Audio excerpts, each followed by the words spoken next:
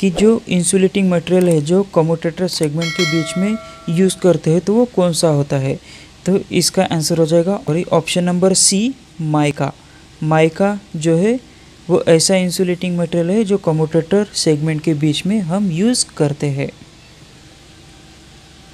Question number next हमारा पूछ रहा है और बहुत ही इम्पोर्टेंट है और इस टाइप के क्वेश्चन एग्जाम में पूछते हैं। तो क्वेश्चन बोल रहा है in DC generator if P is a number of pole and N is a speed, जो स्पीड हमें गिवन है RPM में, frequency of magnetic reversal will be, तो इसकी फ्रीक्वेंसी क्या होगी।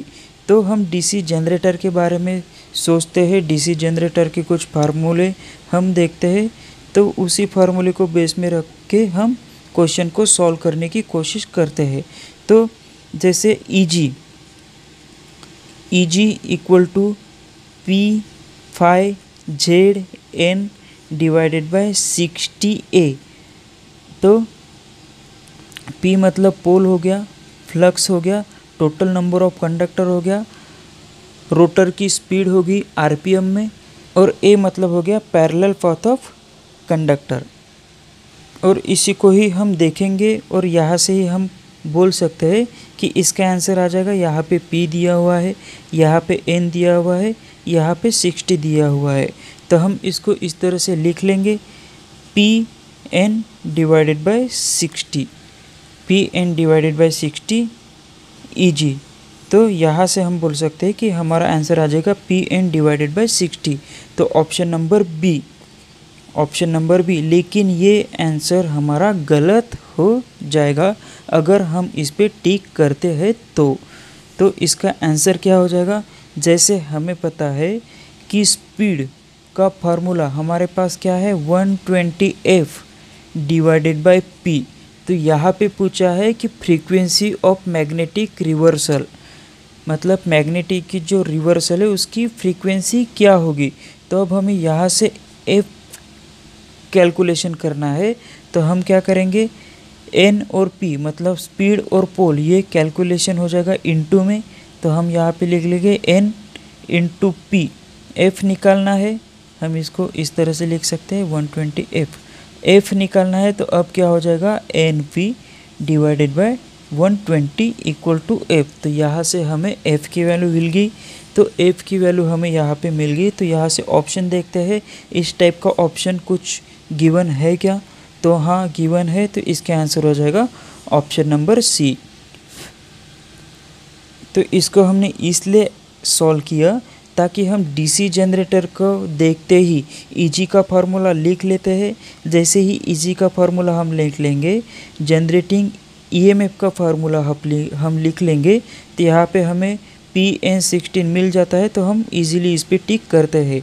इसी टाइप के कंफ्यूजिंग क्वेश्चन पूछे जाते हैं। लेकिन हमें यहाँ पे फ्रीक्वेंसी के बारे में पूछा, तो फ्रीक्वेंसी के बारे में हमें जो ये इक्वेशन गिवन है उसको हम देखेंगे और उससे हम सॉल्व करेंगे। तो हमारा आंसर आ जाएगा ऑप्शन नंबर सी। ये मोस्ट IMP क्वेश्चन था। इस टाइप के क्वेश्चन पूछे जाते हैं, तो आप इसको नोट डाउन करके रखिए। नेक्स्ट क्वेश्चन बोल रहा है कि जो भी हमें लार्ज करंट जनरेट करना है, तो लार्ज करंट जनरेट करने के लिए हम आर्मेचर में कौन सी वाइंडिंग करेंगे। तो आर्मेचर में हम करेंगे लैप वाइंडिंग। तो इसके पहले भी हमने ब्लॉक देखा है वेव वाइंडिंग, जहाँ पे लो करंट की रिक्वायरमेंट है और हाई करंट की रिक्वायरमेंट है। तो लैप वाइंडिंग हाई करंट के लिए और वेव वाइंडिंग लो करंट के लिए। तो इससे हमारा आंसर हो जाएगा ऑप्शन नंबर बी, जो सही आंसर हो जाएगा। हाई करंट जनरेट करने के लिए लैप वाइंडिंग हम करते हैं। नेक्स्ट क्वेश्चन देखते हैं। नेक्स्ट क्वेश्चन पूछ रहा है कि जो भी वेल्डिंग जनरेटर होता है उसमें हम कौन सी वाइंडिंग करते हैं। तो उसमें हम करते हैं लैप वाइंडिंग। लैप वाइंडिंग क्यों करते हैं, क्योंकि वेल्डिंग जनरेटर में हमें हाई करंट की रिक्वायरमेंट होती है। तो इससे हमें ये पता चलता है कि इस क्वेश्चन का आंसर हो जाएगा option number A. Question number next बोल रहा है in case of DC machine the winding number of commutator segment is equal to, मतलब कम्यूटेटर सेगमेंट जो है ये किसके बराबर होते हैं, तो ये हो जाते हैं नंबर ऑफ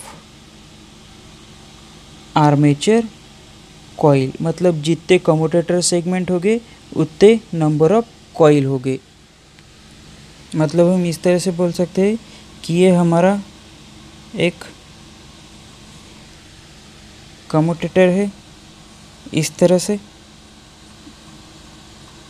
ये कम्यूटेटर है और ये कम्यूटेटर कनेक्ट है इस तरह से आर्मेचर के ऊपर। तो जितने आर्मेचर के कॉइल होंगे उतने कम्यूटेटर सेगमेंट यहाँ पे हमें गिवन होंगे इस तरह से। तो इससे हम बोल सकते हैं कि commutator segment is equal to number of armature coil. तो इसका आंसर जो है वो आंसर हो जाएगा ऑप्शन नंबर ए, सही आंसर हो जाएगा। और इसी टाइप की जो छोटी छोटी चीज़ें हैं वही हमें इस यहाँ पे कवर करनी है। नेक्स्ट क्वेश्चन पूछ रहा है कि जो पोल शूज़ है उस पोल शूज़ का प्रॉपर फंक्शन क्या है। अभी इसके पहले ही हमने देखा था कि पोल शूज़ मतलब क्या हो जाता है इस तरह से। तो ये जो है ये पोर्शन हम बोलते हैं फील्ड पोल, और ये जो इस तरह से राउंड वाला पोर्शन है इसको हम बोलते हैं पोल शूज़, इसको हम बोलते हैं पोल शूज़। और ये हो गया फील्ड पोल। लेकिन नॉर्मली हम इस पूरे कंस्ट्रक्शन को ही फील्ड पोल बोलते हैं। और फील्ड पोल जो बना होता है वो कास्ट आयरन कास्ट स्टील से बना होता है, और इसके ऊपर हम कॉइल लपेटते हैं इस तरह से, उसके ऊपर कॉइल लपेटते हैं। और कॉइल लपेटने के बाद इसको जैसे ही हम डीसी सप्लाई देते हैं तो इसमें मैग्नेटिक लाइन प्रोड्यूस हो जाती है, मतलब एक नॉर्थ पोल क्रिएट हो जाएगा और एक साउथ पोल क्रिएट हो जाएगा।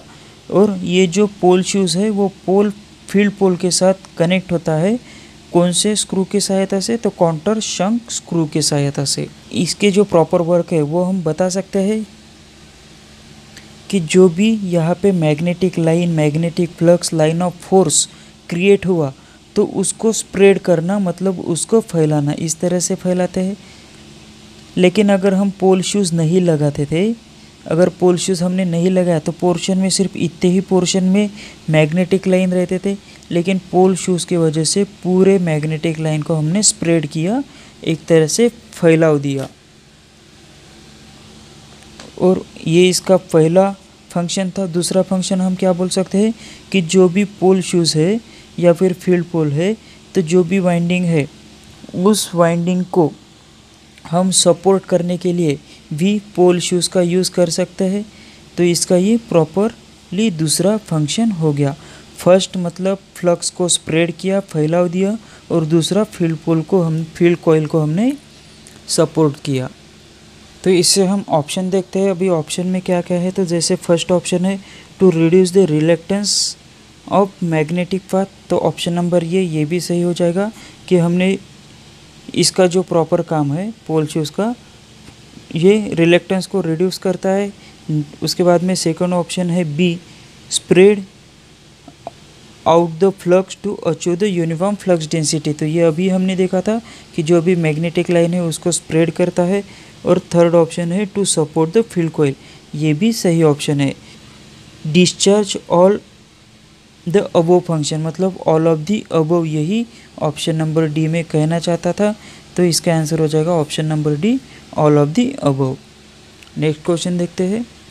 अभी हमने ये क्वेश्चन देखा था कि डीसी जनरेटर वाइंडिंग में, डीसी वेल्डिंग जनरेटर में कौन सी वाइंडिंग करते हैं, तो हम करते हैं लैप वाइंडिंग। तो इसका आंसर हो जाएगा ऑप्शन नंबर ए। अभी हमने डिस्कस किया था और यहाँ पे रिपीट हो गया, सिर्फ उस क्वेश्चन को थोड़ा चेंज करके। तो ये क्वेश्चन हमें याद रखना है हमेशा के लिए कि वेल्डिंग जनरेटर जो है, वेल्डिंग जनरेटर जो है उसमें हम कौन सी वाइंडिंग करते हैं, तो उसमें हम करते हैं लैप वाइंडिंग। नेक्स्ट क्वेश्चन देखते हैं। क्वेश्चन बोल रहा है कि magnetic field in DC generator is produced by, DC generator में जो भी मैग्नेटिक फील्ड प्रोड्यूस होती है वो कैसे प्रोड्यूस करते हैं।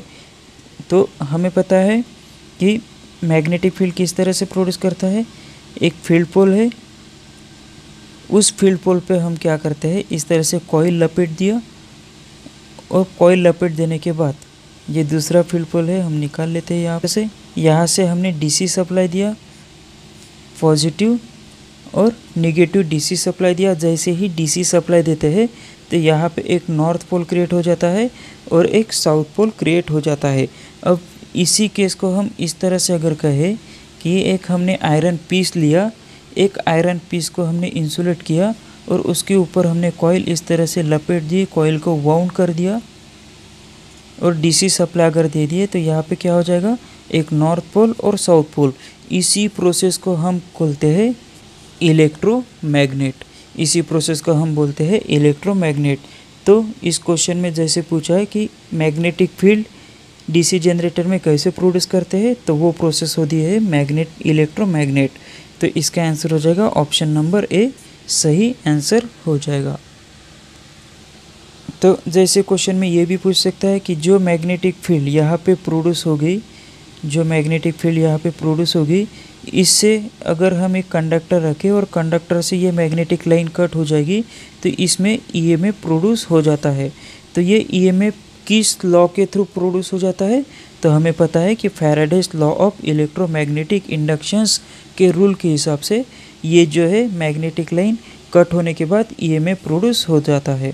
उसी तरह से ये भी पूछ सकता है कि डीसी जनरेटर कौन से प्रिंसिपल पे काम कर रहा है, तो इसी प्रिंसिपल पे काम कर रहा है, Faraday's law of electromagnetic inductions. Next question बोल रहा है कि जो भी डीसी जनरेटर में इम्पोर्टेंट रोल जो प्ले करता है वो जो ऑप्शन में गिवन है उसमें से कौन सा कंपोनेंट है। तो डीसी जनरेटर में जो मोस्ट इम्पोर्टेंट पार्ट है वो हो जाता है हमारा ऑप्शन नंबर बी, कम्यूटेटर। और कम्यूटेटर क्या करता है, जो भी आर्मेचर में एसी सप्लाई क्रिएट हुआ तो उस आर्मेचर के एसी सप्लाई को कम्यूटेटर में जाने के बाद वो कन्वर्ट करता है डीसी में। अगर हम कम्यूटेटर नहीं लगाते थे डीसी जनरेटर में तो वो हो जाता था अल्टरनेटर। हमने कम्यूटेटर लगाया इसलिए वो हो गया डीसी जनरेटर। तो इसका आंसर हो जाएगा option number B. Next question देखते हैं। फिर से वही क्वेश्चन रिपीट हो गया कि डीसी जनरेटर में जो लैप वाइंडिंग है वो कहाँ पे यूज़ करते हैं। तो लैप वाइंडिंग हम यूज़ करते हैं जहाँ पे हमें करंट की रिक्वायरमेंट ज़्यादा है और वोल्टेज की रिक्वायरमेंट कम है। और वेव वाइंडिंग हम यूज़ करते हैं जहाँ पे करंट की रिक्वायरमेंट कम है और वोल्टेज की रिक्वायरमेंट ज़्यादा है। ये इम्पोर्टेंट है। तो इससे इस क्वेश्चन का हमारा आंसर हो जाएगा option number B, high low voltage और हाई करंट के लिए हम लैप वाइंडिंग यूज़ करते हैं। नेक्स्ट क्वेश्चन देखते हैं और ये बहुत ही इम्पोर्टेंट क्वेश्चन है। तो क्वेश्चन का कहना है कि जब भी हम ईएमएफ प्रोड्यूस करते हैं तो ईएमएफ प्रोड्यूस करते समय जब हम स्पीड को डबल कर दे और पोल फ्लक्स को हम कांस्टेंट रख दे तो क्या होगा। क्वेश्चन में कह रहा है कि पोल फ्लक्स को जो है वो हम कांस्टेंट रखेंगे और स्पीड जो है जिसे हम n से रिप्रेजेंट करते हैं वो स्पीड को हम डबल कर देंगे। तो उस समय Eg जो है वो क्या हो जाएगा, यही Eg मतलब जनरेटिंग ईएमएफ क्या हो जाएगा, यही हमें इस क्वेश्चन में पूछा है और बहुत ही इम्पोर्टेंट टाइप का ये क्वेश्चन है। तो जैसे हमें पता है कि Eg generating EMF equal to, इसका फार्मूला हो जाता है P phi ZN divided by 60A। तो ये सभी क्या होता है हमें पता ही है। P मतलब पोल, फ्लक्स मतलब magnetic line, total number of conductor मतलब Z, आर्मेचर या रोटर स्पीड मतलब हम N से डिनोट करते हैं और A मतलब जो कंडक्टर के पैरेलल पाथ है वो। तो हमें पता है जब भी हम कोई मोटर डिज़ाइन करते हैं, उस मोटर का कंस्ट्रक्शन करते हैं, तो उस समय कंस्ट्रक्शन कंप्लीट होने के बाद उसके पोल जो है वो फिक्स हो जाते हैं, उसी तरह से नंबर ऑफ कंडक्टर वो भी फिक्स हो जाते हैं। ये कैसे हो गए? फिक्स। अब हम इसमें कुछ भी चेंज नहीं कर सकते। सिर्फ प्राइम मूवर के सहायता से हम अगर उसकी स्पीड को कम ज़्यादा कर सकते हैं, और फ्लक्स डायरेक्टली प्रोपोर्शनल है करंट के ऊपर, तो करंट को हम कम ज़्यादा करके फ्लक्स को भी हम कम ज़्यादा कर सकते हैं। तो इस क्वेश्चन में जैसे बोला है कि जो फ्लक्स है वो हमने कांस्टेंट रख दिया। अब ये भी हमें कांस्टेंट हो गया, इसको भी हमें चेंज नहीं करना है अभी। अब ओनली बचा n, तो हम बोल सकते हैं कि Eg it's directly proportional n के ऊपर है, मतलब स्पीड के ऊपर है। मतलब जितनी ज़्यादा स्पीड होगी उतना ज़्यादा जनरेटिंग EMF होगा। तो इस क्वेश्चन में बोला था जो स्पीड थी वो स्पीड को हमने डबल किया, स्पीड को क्या किया? डबल किया, तो जनरेटिंग EMF क्या हो जाएगा? तो जनरेटिंग EMF भी डबल हो जाएगा। तो इसका आंसर डबल हो जाएगा। तो हम देखते हैं कि स्पीड को हमने डबल किया तो Eg भी 2Eg हो गया। तो इसका आंसर आ जाएगा 2E। 2Eg भी हम बोल सकते हैं या 2EB भी बोल सकते हैं। तो इसका आंसर आ जाएगा ऑप्शन नंबर बी, ये इसका सही आंसर हो जाएगा। नेक्स्ट क्वेश्चन बोल रहा है, वो भी इम्पोर्टेंट है, कि जो armature core of DC generator is usually made of, मतलब जो डीसी जनरेटर में आर्मेचर कोर है वो कौन से मटेरियल से बना होता है? तो वो होता है सिलिकॉन स्टील से। आर्मेचर कोर जो बना होता है वो बना होता है सिलिकॉन स्टील से। क्वेश्चन नंबर नेक्स्ट हमें बोल रहा है कि डीसी जनरेटर जनरेट, तो हम नॉर्मली इसका आंसर दे सकते हैं DC generator DC supply create करता है, लेकिन जो ऑप्शन में गिवन है उसको फॉलो करते हुए हम देखेंगे। जैसे ऑप्शन नंबर ए बोल रहा है कि एसी वोल्टेज इन आर्मेचर, तो हमें पता है कि जो भी डीसी जनरेटर है, डीसी जनरेटर के आर्मेचर में एसी सप्लाई ही क्रिएट होता है। एसी सप्लाई क्रिएट होने के बाद जो कम्यूटेटर है, जो स्प्लिट रिंग है, वो एसी का कन्वर्ट करती है डीसी में, लेकिन आर्मेचर में जो भी सप्लाई है वो एसी का है। तो ये आंसर एग्जैक्ट हो जाएगा। उसके बाद में ऑप्शन नंबर बी पूछ रहा है, बी बोल रहा है कि डीसी वोल्टेज इन आर्मेचर, तो ये गलत हो जाएगा, क्योंकि हमें तो पता है कि आर्मेचर में जो भी सप्लाई क्रिएट होता है वो एसी का ही होता है। तो बी गलत हो जाएगा। उसके बाद में ऑप्शन सी बोल रहा है AC super impose over DC, तो ये भी ऑप्शन गलत हो जाएगा। Option number D none of, ये भी गलत हो जाएगा। तो इसका आंसर जो है वो हो जाएगा ऑप्शन नंबर ए, कि आर्मेचर में जो भी सप्लाई क्रिएट होता है वो एसी का सप्लाई क्रिएट होता है।